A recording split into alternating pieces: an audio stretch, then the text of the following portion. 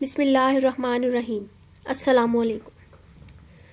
उम्मीद है आप सब लोग खैरियत से होंगे, अपने घरों पर महफूज होंगे। अल्लाह पाक आप सबको खैर आफियत से रखे, आमीन। माइक्रोबायोलॉजी एंड बायोकेमिस्ट्री, इसमें बच्चे आज जो हमारा टॉपिक है, कुछ हमारे रिमेनिंग टॉपिक्स रह गए थे जिसमें बायोटेक्नोलॉजी और एयर वाटर और सॉइल माइक्रोबायोलॉजी है। तो आज हम कवर करेंगे अपना टॉपिक बायोटेक्नोलॉजी। ठीक है, बायोटेक्नोलॉजी को आज हम कवर करेंगे और इसमें हमारे पास डिफरेंट माइक्रो ऑर्गेनिजम्स का हम कैसे इस्तेमाल करेंगे, किस तरह से हम उनका इस्तेमाल करके ह्यूमन वेलफेयर के लिए उनको इस्तेमाल करेंगे, यानी इंसानों के फायदे के लिए हम किस तरह उसको इस्तेमाल करेंगे। अब सबसे पहले है about the definition of biotechnology. अच्छा, इससे पहले एक और चीज बच्चे, जो आपको ग्रुप में लेक्चर्स भेजे जा रहे हैं फार्माकोग्नोजी के, एनाटॉमी फिजियोलॉजी के और फार्मास्यूटिक्स के, वो आपकी रिवीजन है तीनों सब्जेक्ट्स की। ठीक है, अब वो रिवीजन आप कैसे करते हैं, आप उसको लिखकर करते हैं, आप उसको याद करते हैं, या वट एवर आप उसके पॉइंट्स बनाते हैं, अपने पिछले लेक्चर को रखकर अगले लेक्चर को सुनते हैं, कंपैरिजन करते हैं, ये आपके ऊपर है। ये आपकी सेल्फ असेसमेंट है। अब आपने खुद अपने आप को तैयार करना है एग्जाम के लिए। ठीक है, तो अब इसमें बताने की बात आपको ये है कि आपने वो लेक्चर्स अपनी मर्जी से अगर लिखना चाहें उनको लिखें, उनको याद करना है याद करें, उनके पॉइंट्स बनाने हैं पॉइंट्स बनाएं। लेकिन अभी जो माइक्रोबायोलॉजी और बायोकेमिस्ट्री के लेक्चर चल रहे हैं, जो आज का लेक्चर है और आगे जो 2 लेक्चर रिमेनिंग आपको मैं दूंगी, ये आपके सिलेबस का हिस्सा है। ठीक है, ये अभी रिमेनिंग कोर्स था आपका जो कवर हो रहा है, तो ये आपने उसी तरह से इसको लिखना है।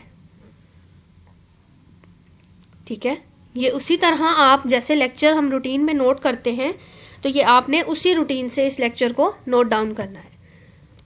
लेक्चर की तरफ चलते हैं। सबसे पहले है बायोटेक्नोलॉजी की definition. A technology that uses the biological system. वो बायोलॉजिकल सिस्टम क्या है? हमारा लिविंग ऑर्गेनिज्म, कोई भी माइक्रो ऑर्गेनिज्म हो सकता है। टू क्रिएट और मॉडिफाई। क्रिएट मतलब बनाना, मॉडिफाई मतलब तब्दील करना, चेंज करना।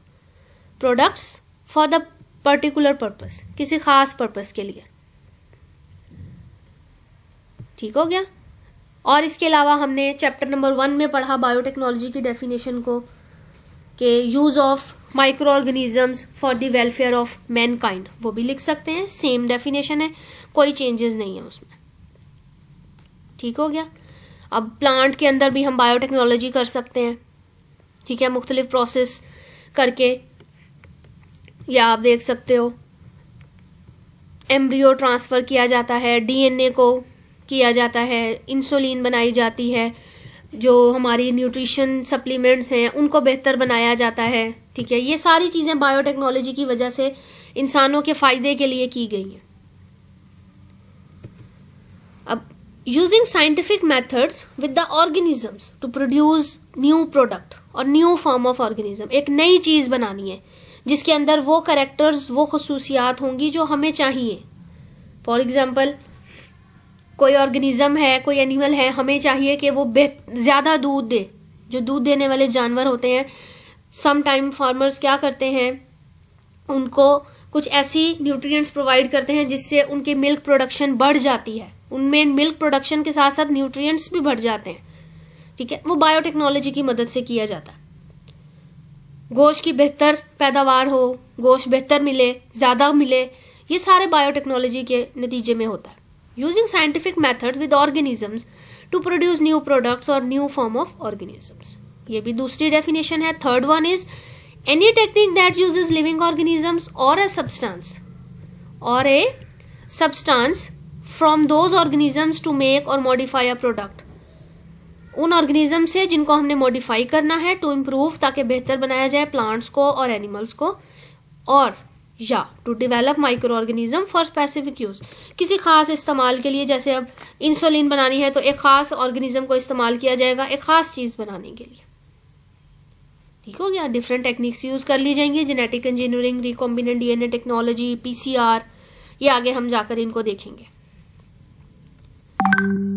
देन इसके बाद हम पढ़ेंगे अबाउट इंट्रोडक्शन, थोड़ी सी हिस्ट्री देखेंगे कि किसने इसको इन्वेंट किया, किस तरह से ये इन्वेंशन में आई biotechnology. A technology that uses living system or living organisms to make or modify the process or products for specific use. खास इस्तेमाल के लिए प्रोडक्ट्स को तैयार किया गया, बनाया गया by using living organisms. First, the work on genetic engineering started in 1944. सबसे पहले जो इसका वर्क था वो स्टार्ट हुआ 1944 के अंदर।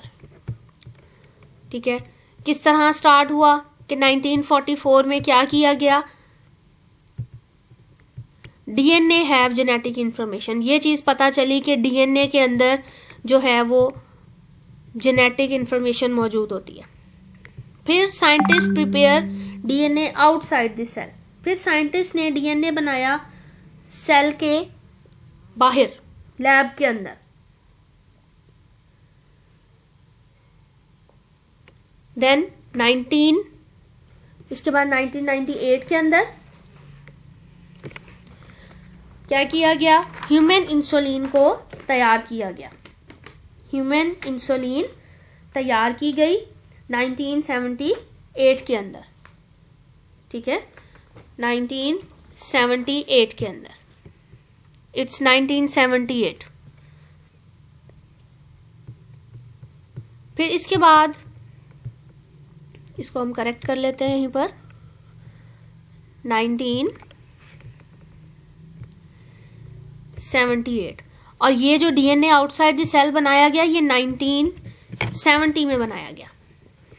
ठीक है, 1970s के अंदर इसको बनाया गया। Then human growth hormone was prepared, human growth hormone जो है उसको तैयार किया गया। ठीक है, human growth hormone was synthesized in 1990। Human genome product was launched, फिर 1990 के अंदर ह्यूमन जीनोम को लॉन्च किया गया और 2002 के अंदर इसको पब्लिश करवाया गया। ठीक है, 2002 के अंदर इसको पब्लिश किया गया। ये कुछ हमारे पास इसकी कह सकते हैं हिस्ट्री थी कि बायोटेक्नोलॉजी कब और किस तरह वजूद में आई। फिर है टाइप्स ऑफ बायोटेक्नोलॉजी। अच्छा, ये टाइप्स हैं on the basis of colour.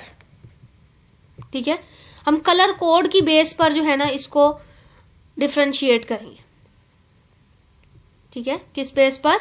यहां आप ब्रैकेट में मेंशन कर देंगे on the basis of colour code, on the basis of colour code. ठीक है, कलर कोड की बेस पर हमने देखा कि इसको डिस्टिंग्विश किया गया, डिफरेंशिएट किया गया।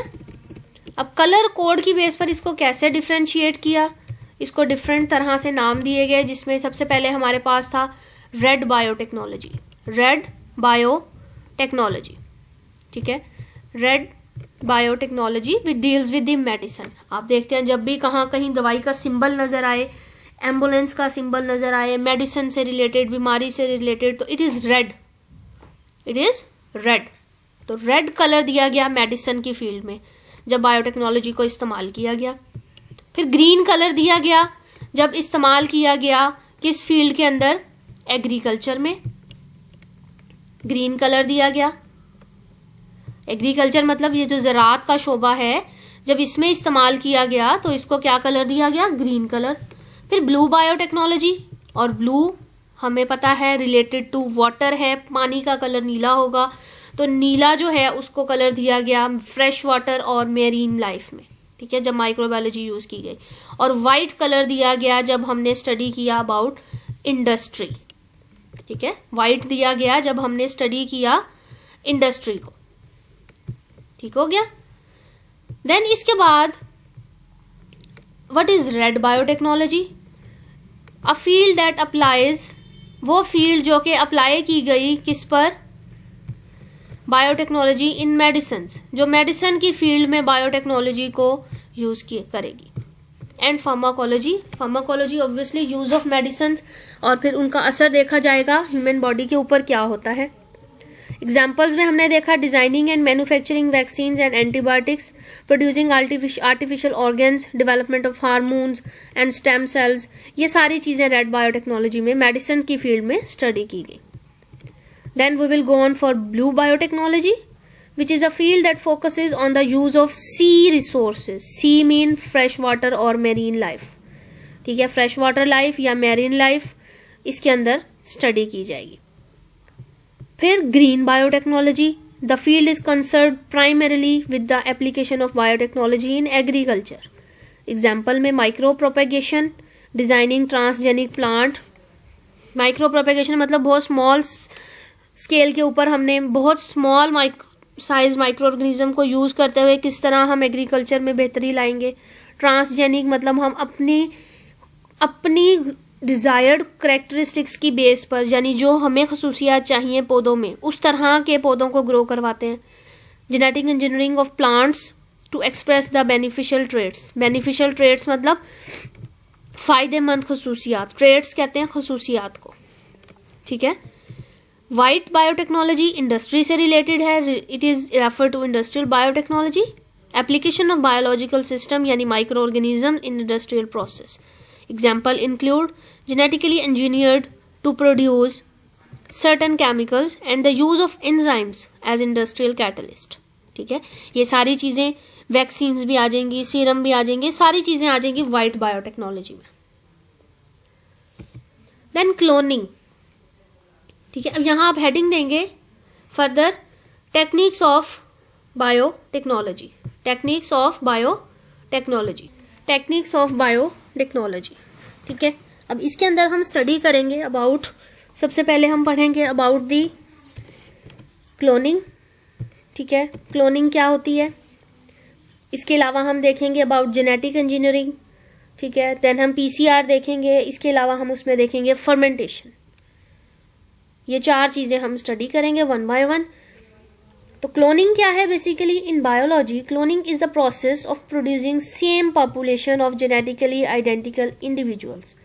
सेम पॉपुलेशन बनानी है, सेम ग्रोथ करवानी है आइडेंटिकल इंडिविजुअल्स की that occur in nature when organism such as bacteria, insects और plants to produce asexually. Asexually मतलब हम खुद से क्लोनिंग करवाएंगे, परफॉर्म करवाएंगे, नेचुरली नहीं होगी।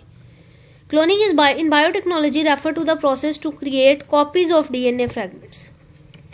To create the copies of DNA fragments, cells और organisms. Copies तैयार की जाएंगी DNA की। अब जितने भी traits हैं DNA के अंदर मौजूद होते हैं, तो DNA की copies बना ली जाएंगी, या सेल की क्लोनिंग कर ली जाएगी, या organisms को क्लोन करवा लिया जाएगा। किस तरह से होगा? आपने एग्जाम्पल सुनी होगी, एक शीप है डॉली जिसका नाम था, जिसको क्लोन करवाया गया। ये आप देख सकते हैं, ऑर्गेनिज्म जो क्लोन करवाना है उसका नाम है डॉली, ये शीप का नाम था, ठीक है। इसको कैसे किया? Develop differentiated cells taken from the organism, they have been starved for nutrients. उसके अंदर न्यूट्रिएंट्स की कमी थी, ठीक है।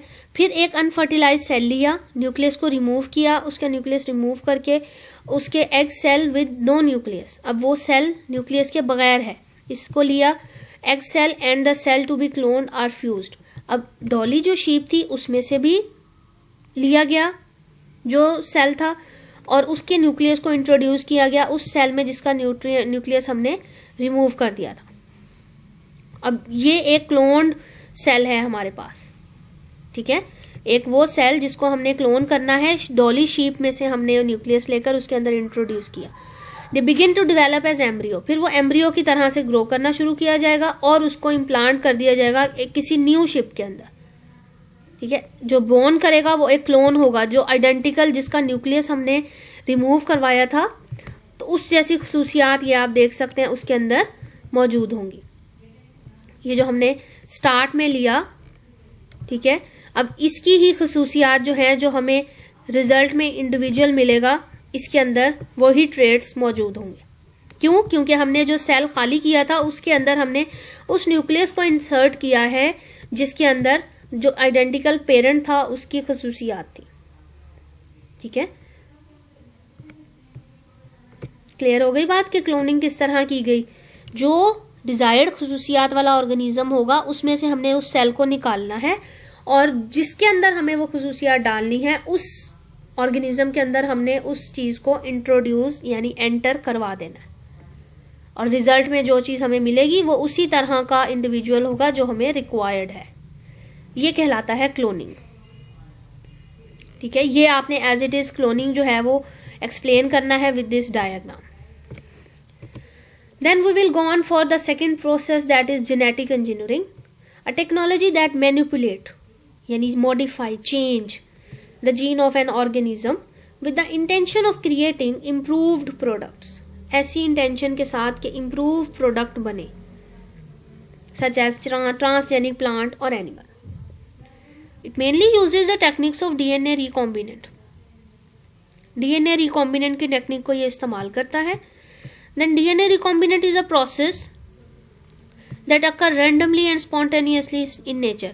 Nature में हमारे randomly हो जाता है, फौरन हो जाएगा, but now it has been manipulated by genetics. Manipulated मतलब change कर दिया जाना।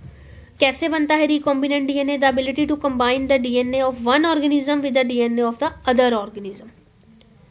Recombinant DNA technology was first used by in bacteria in 1970. एक ऑर्गेनिज्म है, ऑर्गेनिज्म का एक हिस्सा कट करके उसके अंदर हम न्यू डीएनए को इंसर्ट करेंगे।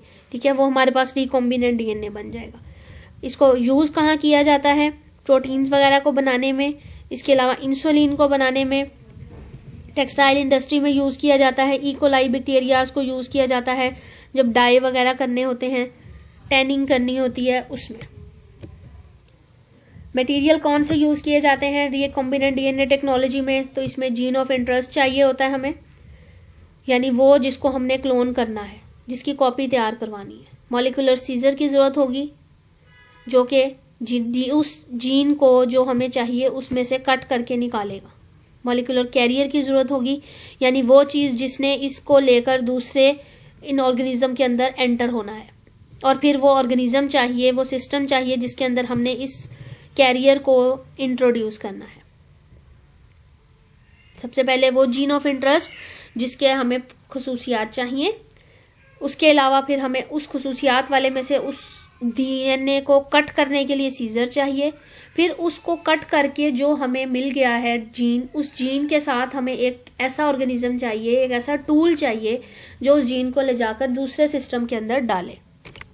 ये इसकी रिक्वायरमेंट्स हैं, ये स्टेजेस हैं, एज इट इज आपने याद करनी है। The required gene is identified, सबसे पहले रिक्वायर्ड जीन को आइडेंटिफाई करेंगे, देन इसके बाद प्लाज्मिड को एक्सट्रैक्ट करेंगे, यानी उसके अंदर से प्लाज्मिड को हमने निकाल लिया, रिमूव कर लिया। ठीक है, an enzyme is use to cut और open the plasmid. Molecular scissor जिसको हमने कहा वो लेंगे। The required gene is inserted into the plasmid and sealed by enzyme, फिर उसको सील कर देंगे बाय एंजाइम। अब ये आप देख सकते हो, ये रिक्वायर्ड जीन है, एक हिस्सा हमने इसका काट लिया और एक हमारा दूसरा बैक्टीरियल सेल है जिसके अंदर से हमने क्या लेना है? प्लाज्मिड को लेना है। ठीक है, प्लाज्मिड क्यों लिया? ताकि हमें अब ये एक्सप्रेशन सिस्टम है हमारा। ठीक है, इसके अंदर हमने ये वाली खसूसियात एंटर करवानी है। क्या करना है? इसके अंदर हमने खसूसियात एंटर करवानी है, खसूसियात पैदा करवानी है जो कि इस हमारे ऑर्गेनिज्म के अंदर मौजूद हो। तो हमने यहां से सेल, इसके अंदर से जीन को निकाला और इस सिस्टम का पूरा निकाल के एक हिस्सा कट करके ये जो हमने कटिंग चीज ली थी, जीन लिया था, उसको हमने यहां पर इंसर्ट कर दिया। ठीक है, अब जो ये हमारा इंडिविजुअल सेल है, इस सेल के अंदर जब ये ग्रो कर रहा है, इसमें खसूसियात कौन सी आएंगी? ये आप देख सकते हो, ये वाली खसूसियात एंटर हो जाएंगी। The required gene is inserted into the plasmid and sealed by enzyme. Sealing हो गई। फिर अब ये देख रहे हो क्लोनिंग जब हो रही है तो इसके अंदर जो खसूसियात हमें मिलेंगी वो इसके ट्रेड्स वाली मिलेंगी। ठीक है, इन तीनों सेल्स के अंदर हमें खसूसियात इसकी मिलेंगी, ना कि सिर्फ इसकी। ये हमारा एक्सप्रेशन सिस्टम था जिसके अंदर हमने vector with the gene of interest, ये हमारा प्लाज्मिड एज अ वेक्टर काम करता है और ये जीन ऑफ इंटरेस्ट जो हमने यहां से हासिल किया, इसको हमने इसके अंदर क्लोन करवा लिया।